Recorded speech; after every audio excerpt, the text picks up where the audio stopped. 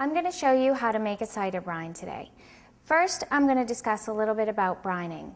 Most people don't really know what a brine is, and it's actually very simple to do. It's a technique that's used to basically marinate or preserve meat. Historically, it was used as a preservation technique. Salt in many civilizations is used to preserve food and also to protect food from the bacteria infecting it. Today, salting, curing, brining is more of a gourmet, almost a luxury item for us. So today when we brine, we do that to infuse flavor rather than for a preservation technique. So today's brine is going to actually be a cider brine. And basically, a brine is made up of a salt and water solution. And it has a sugar component to it as well to offset a little bit of the saltiness. The basic ratio for a brine is 1 cup of salt to a gallon of water.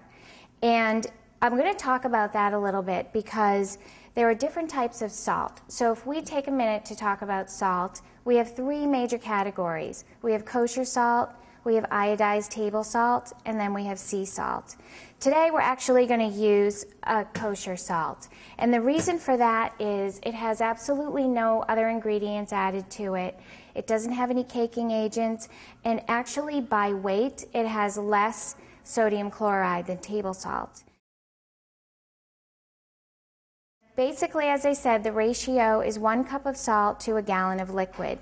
Now that 1 gallon of liquid can be made up of basically anything. Today we're going to use cider, we're going to use vegetable broth, we're going to use beer.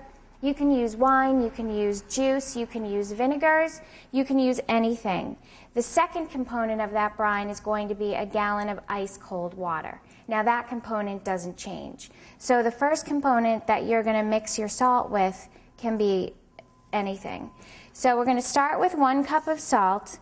So this is a very simple step, and you want to do this probably a day ahead or even a couple days ahead before you're going to be brining your meat.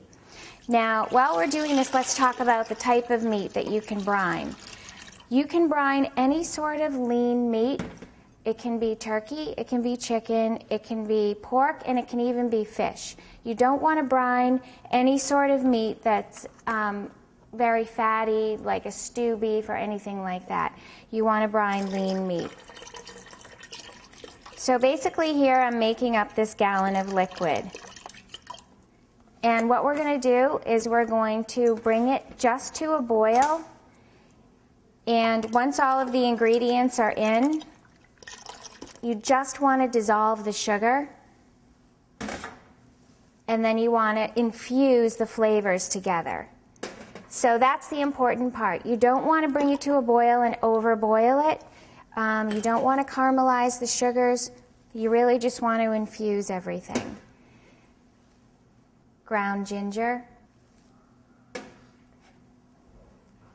garam masala, peppercorns,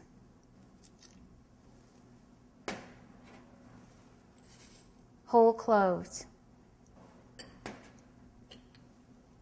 cinnamon sticks. Now here I'm going to show you how to scrape out the center of a vanilla bean. I've taken a whole vanilla bean here and I've simply sliced down the center. And what we want to do is we want to get all of the bean from the inside into the pot. And then we're going to put the whole bean in there as well. So basically you're going to hold your knife and you're just going to very gently scrape down the bean, and you get all this goodness from the inside. You're going to put that right in there, and then in goes the whole bean. And this goes on the stove, and as I said, you bring it just to a boil, infuse the flavors, let it cool, and then chill it in the refrigerator until you're ready to brine.